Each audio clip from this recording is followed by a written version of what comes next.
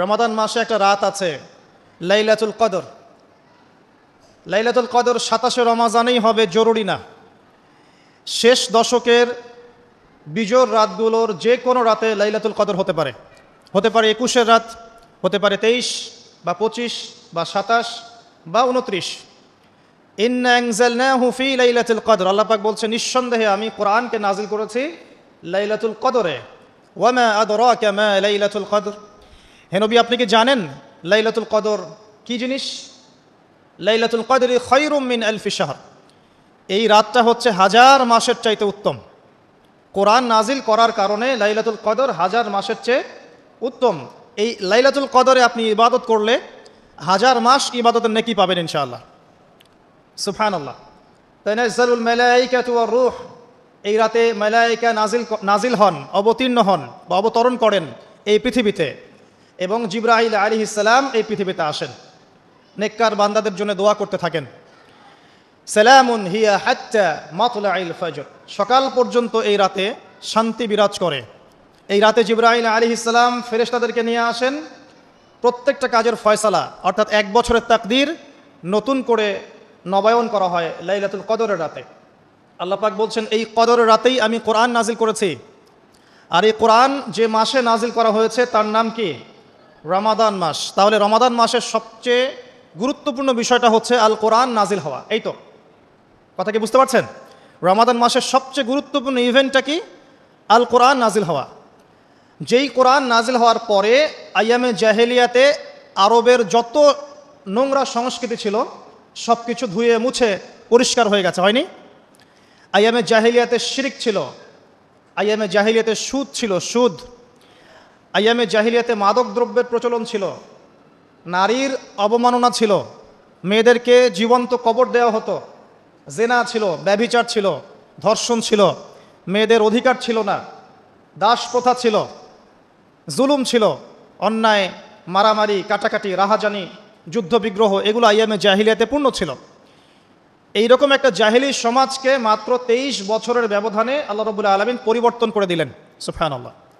কে পরিবর্তন করলেন? মুহাম্মদুর রাসূলুল্লাহ সাল্লাল্লাহু আলাইহি ওয়াসাল্লাম। কিসের মাধ্যমে পরিবর্তন করলেন? আল্লাহর ওহী, কোরআন এবং সুন্নাহর মাধ্যমে। কত বছরের ব্যবধানে? মাত্র 23 বছর। মাত্র 23 বছর।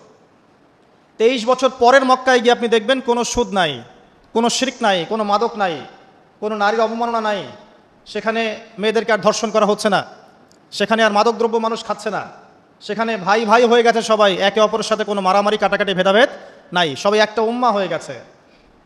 তো এই যে 23 বছরে একটা নোংরা সমাজকে আলোকিত সমাজে পরিণত করা হলো কিসের মাধ্যমে? আল কোরআনের মাধ্যমে। আর সেই কোরআন নাজিল করা হয়েছে রমাদান মাসে। তাহলে এই রমাদান মাসে আমাদের সবচেয়ে বড় দায়িত্বটা কি? কোরআন কেন্দ্রিক জীবন গড়া, তাই নয় কি? কোরআন কেন্দ্রিক জীবন গড়া, কোরআন পড়তে শেখা, কোরআন মানুষকে শেখানো, কোরআনের অর্থটা বোঝা, কোরআনকে নিয়ে গবেষণা করা, কোরআনের দাওয়াত মানুষকে দেয়া এবং কোরআনের যে বিধান এটা বাস্তবায়নের চেষ্টা করা। এই তো কোরআন কেন্দ্রিক কাজ তো এইগুলোই। নবী সাল্লাল্লাহু আলাইহি ওয়াসাল্লাম এবং সাহাবায়ে কেরাম 23 বছর ধরে এই কাজগুলো করেছিলেন বলেই আইয়ামে জাহেলিয়াত একটা আলোকিত সমাজে পরিণত হয়েছে। আমার কথা কি বুঝতে পারছেন? আলহামদুলিল্লাহ। এখন আসেন খুব সরল কথা বলি যে আমরা যারা মুসলিম আছি কোরআন কেন্দ্রিক আমাদের কি কাজ করা উচিত, এই রমাদান মাসে আমরা কি করতে পারি, এবং রমজান মাস থেকে শিক্ষা নিয়ে সারা বছর এটাকে ধরে রাখতে পারি কিভাবে, এটাই মূল কথা। অনেক বেশি কথার প্রয়োজন নাই, মূল কথা কিন্তু অল্প। রমাদান মাসে আমাদের প্রথম দায়িত্ব হচ্ছে আল কোরআন পড়তে শেখা। আমরা কারা কারা কোরআন পড়তে জানি? হাত উঁচু করে একটু। মাশাআল্লাহ, বেশিরভাগ মানুষই কোরআন পড়তে জানেন, আলহামদুলিল্লাহ। জাযাকুমুল্লাহ খায়রান, আল্লাহ পাক আপনাদেরকে বারাকা দান করুন, দোয়া করি। প্রথম কাজ কোরআন পড়তে শেখা। পড়তে জানেন আলহামদুলিল্লাহ, তবে আমি কিছু কথা বলি যেগুলো শুনলে হয়তো আপনার কাছে মনে হবে যে আরও ভালো করে পড়া শেখা উচিত। পড়তে শেখা খুব গুরুত্বপূর্ণ একটা কাজ, কিন্তু যেমন তেমন করে পড়তে শিখলে হবে না, মদ, মাখরাজ, তাজবিদের সাথে পড়তে হবে। যেমন একটা অক্ষর আছে কফ, বড় কফ, যেমন কফ দিয়ে একটা শব্দ আছে কুল। আপনারা সূরায় পড়ছেন নামাজে কুল হু আল্লাহু আহাদ, তাই পড়ছেন না? তো এই কুল শব্দের অর্থ হচ্ছে বলুন। কিন্তু আপনি যদি কফ এর মাখরাজটা ভুল করেন এবং কফ না বলে আপনি ছোট কাফ পড়েন এবং কুল না পড়ে আপনি কুল পড়েন, বলেন যে কুল হুয়াল্লাহু আহাদ, তাহলে অর্থটা পরিবর্তন হবে, অর্থ দাঁড়াবে খাও আল্লাহ এক এবং অদ্বিতীয়। আমি কি বুঝাতে পারছি? শুধুমাত্র কফ এর উচ্চারণ সঠিকভাবে না করার কারণে আপনার অর্থ পরিবর্তন হয়ে গেছে, বলো এর জায়গায় খাও অর্থ চলে এসেছে।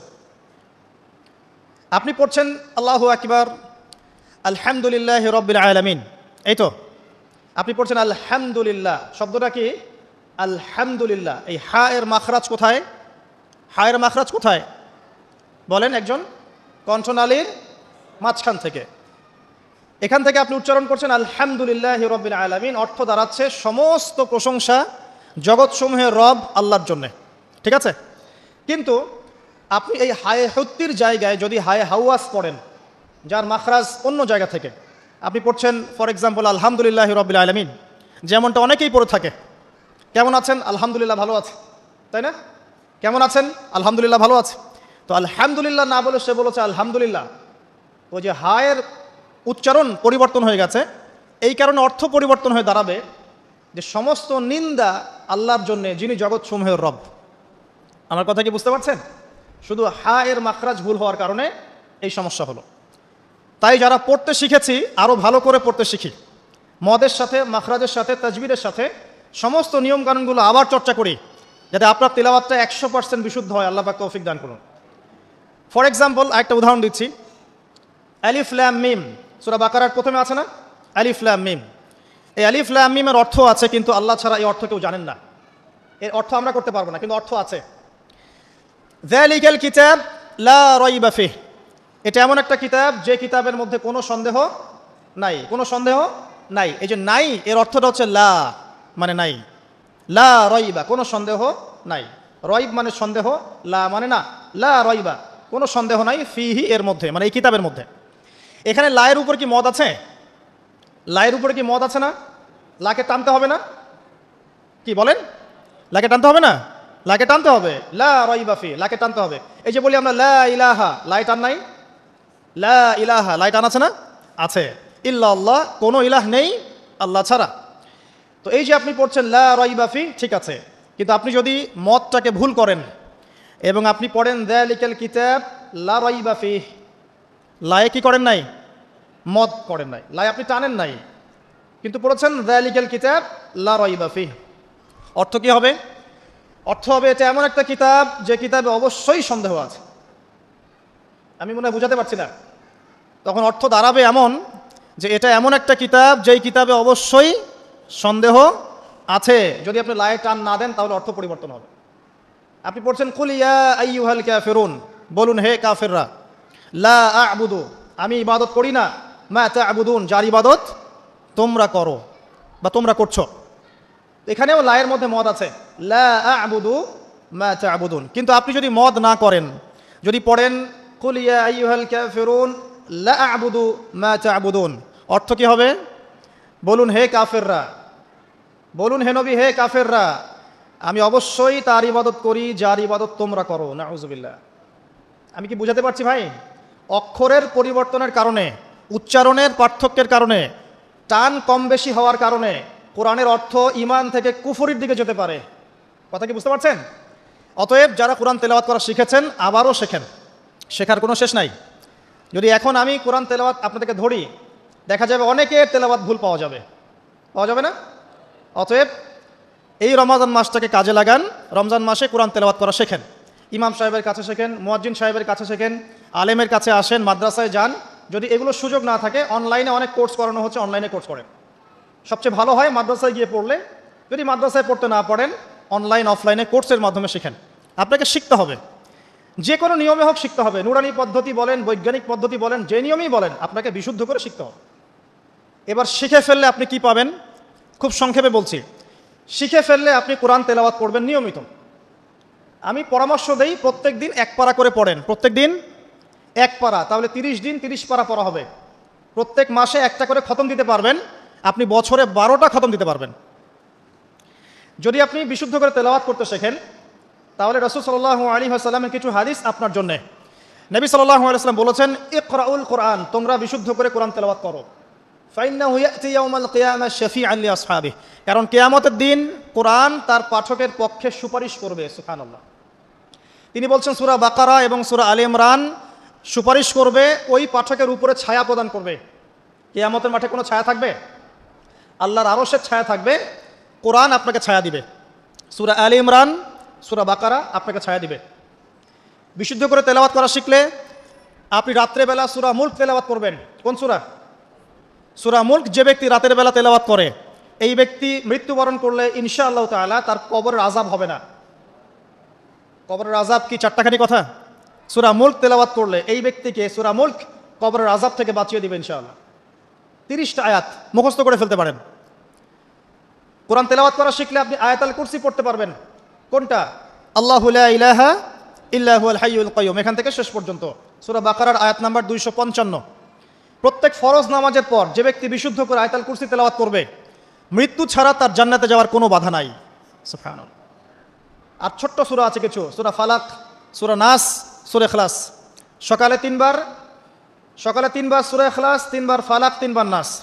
বিকেলবেলা বা সন্ধ্যার পরে 3বার সূরা ইখলাস, 3বার ফালাক, 3বার নাস। নবী সাল্লাল্লাহু আলাইহি ওয়াসাল্লাম বলছেন, এই ব্যক্তিকে দৃশ্য অদৃশ্যের যাবতীয় ক্ষতি থেকে বাঁচানোর দায়িত্ব আল্লাহ নিয়ে নেবেন ইনশাআল্লাহ। কোনো বিপদ আপদ বালা মুসিবত হঠাৎ করে আপনাকে আক্রমণ করবে না ইনশাআল্লাহ। এরপরে আছে সূরা বাকারার শেষের 3টা আয়াত, লিল্লাহি মা ফিস সামাওয়াতি, এখান থেকে ফানসুরনা আলাল কওমিল কাফিরিন পর্যন্ত। নবী সাল্লাল্লাহু আলাইহি ওয়াসাল্লাম বলেছেন, যে ব্যক্তি রাতের বেলা এই আয়াতগুলো তেলাওয়াত করবে, সারা রাত নফল নামাজ পড়লে যে নেকি হতো, এই 3টা আয়াত তেলাওয়াত করলে সে নেকি হয়ে যাবে ইনশাআল্লাহ। এগুলো কি চারটাখানি কথা?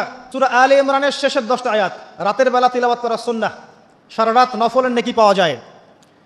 সূরাতুল কাফিরুন, কুল ইয়া আইয়ুহাল কাফিরুন, এই সূরাটা যদি কেউ ঘুমানোর সময় পাঠ করে, রাতে শোয়ার সময় পাঠ করে, আল্লাহ নবীজি বলছেন সেই ব্যক্তিকে আল্লাহ পাক শিরকের পাপ থেকে বাঁচাবে। কোন পাপ? শিরকের পাপ। আর আমি অনেক লেকচারে বলেছি যে প্রতি 1000-999 জন মানুষ জাহান্নামে যাবে। প্রতি 1000-999 জন মানুষ জাহান্নামে যাবে। তাদের আমল নামায় যে পাপটা থাকবে তার নাম হচ্ছে শিরক। কথায় শিরক, কাজে শিরক, বিশ্বাসে শিরক। আর এই শিরকে এখন আমরা হাবুডুবু খাচ্ছি। মুসলিমরা বিশ্বাস করে আল্লাহ ছাড়া অন্য কেউ সন্তান দিতে পারে। বিশ্বাস করে না? বিশ্বাস করে। মানুষ এখন বিশ্বাস করে আল্লাহ ছাড়া অন্য কেউ মহাবিশ্ব সৃষ্টি করেছে, বা মহাবিশ্ব এমনি এমনি সৃষ্টি হয়েছে বিগ ব্যাংয়ের মাধ্যমে, আল্লাহ সৃষ্টি করে নাই। মানুষ মনে করে জমিনে মানুষের বিধান চলবে, আল্লাহর বিধান জাদুঘরে থাকবে। এটা মানুষ মনে করে। মানুষ মনে করে মানুষ আল্লাহর হালালকে হারাম করতে পারে, আল্লাহর হারামকে হালাল করতে পারে। এটা মানুষের স্বাধীনতা, বাক স্বাধীনতা, ব্যক্তি স্বাধীনতা। মানুষ মনে করে যে আল্লাহ ছাড়া অন্য কাউকে সেজদা করা যায়, আল্লাহ ছাড়া অন্য কেউ সন্তান দিতে পারে, আল্লাহ ছাড়া অন্য কেউ ভালো মন্দের মালিক, জীবন মৃত্যুর মালিক, কল্যাণ অকল্যাণের মালিক। মানুষ এগুলো মনে করে। মানুষ এখন শিরকে হাবুডুবু খাচ্ছে। বিশ্বাসে শিরক করে, কথায় শিরক করে, অথবা কাজে শিরক করে। মুসলিমরা আল্লাহ ছাড়া অন্য কাউকে সেজদা করে না। মুসলিমরা কবরে সেজদা করে না, মাজারে সেজদা করে না। মুসলিমরা কবরকে কেন্দ্র করে তাওয়াফ করে না। মুসলিমরা হাতে সুতা বালা পড়ে না। মুসলিমরা হাতে আংটি পড়ছে এবং মনে করছে যে এই আংটি ওকে রোগ থেকে বাঁচাবে, এই সুতা ওকে রোগ থেকে বাঁচাবে। মুসলিমরা চন্দ্র, সূর্য, গ্রহ, নক্ষত্রের কাছ থেকে কল্যাণ কামনা করে। মুসলিমরা মনে করে যে মানুষ আগামীকালকের আবহাওয়া বলতে পারে। মুসলিমরা রাশিচক্রে বিশ্বাস করে। মুসলিমরা টিয়া পাখির কথায় বিশ্বাস করে। দেখেন রাস্তার পাশে টিয়া পাখি বসে আছে, ভাগ্য গণনা করছে। এগুলো মুসলিমরা করে। শিরকের শেষ নাই। আমি একটা বইয়ের নাম বলি মাঝে মাঝেই, বইটার নাম হচ্ছে কিতাবুত তাওহীদ। কি নাম?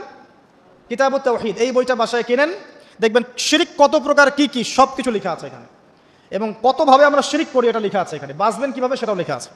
যাই হোক, সূরাতুল কাফিরুন যে ব্যক্তি শোয়ার সময় পড়বে, আল্লাহ পাক তাকে শিরকের পাপ থেকে বাঁচিয়ে রাখবেন ইনশাআল্লাহ। আল্লাহ পাক শিরকের একটা গোপন পাপ আছে, গোপন শিরক, রিয়া, মানুষকে দেখানোর জন্য আমল করা, লোক দেখানো আমল। এটা থেকেও আল্লাহ পাক বাঁচাবে সেই ব্যক্তিকে, যে ব্যক্তি সূরা কাফিরুন রাতের বেলা তেলাওয়াত করবে ঘুমানোর সময় ইনশাআল্লাহ তাআলা। আর অনেক সূরা আছে। কারো যদি চোখ লাগা, বদনজর, জিন ঘটিত কোনো সমস্যা হয়, সূরা জিনের প্রথম 10টা আয়াত পরে দম করে ফু দিবেন, দেখবেন ইনশাআল্লাহ রোগী ভালো হয়ে গেছে ইনশাআল্লাহ। কারো যে কোনো অসুস্থতা থাকলে চিকিৎসা করবেন, ওষুধপত্র খাবেন, সব ঠিক আছে। তার আগে সূরা ফাতিহা পড়বেন। সূরা ফাতিহা পড়ে নিজের গায়ে দম করবেন, পানিতে দম করে খাবেন, দেখবেন সূরা ফাতিহার মধ্যে শিফা আছে। সূরা ফাতিহার মধ্যে শিফা আছে। এই সূরা আরেকটা নাম হচ্ছে আয়াতুশ শিফা। এই সূরার মধ্যে শিফা আছে, আরোগ্য আছে, আর অনেক আয়াত আছে। এগুলো বলতে গেলে সময় শেষ হয়ে যাবে। প্রথম যে কাজ আমাদের, সেটা হলো আল কোরআনকে বিশুদ্ধ করে পড়তে শেখা। আমার কথা কি বুঝতে পারছেন? যারা পড়া শিখেছেন আবার পড়া শেখেন। কারণ কি আমি বললাম, আপনার অক্ষরের পার্থক্যের কারণে, মদ মাখরাজের পার্থক্যের কারণে, তাজবিদের নিয়মের ভুল ত্রুটির কারণে অর্থ পরিবর্তন হয়ে যেতে পারে। তখন সারাটা জীবন আপনি ভুল পড়ে যাবেন। আর আমি এটা আপনাকে হলফ করে বলতে পারি যে আপনি কোরআন যতটুকু তেলাওয়াত করছেন এবং নামাজে যে আরবিগুলো পড়ছেন, এগুলোর মধ্যে অনেক ভুল ভ্রান্তি আছে, আপনি জানেন না। যদি আপনি কোনো আলেমের কাছে যান, তাকে শোনান, তিনি আপনার ভুল ধরাতে পারবেন। অতএব আবার বিশুদ্ধ করে পড়া শেখেন। আল্লাহ পাক তৌফিক দান করুন।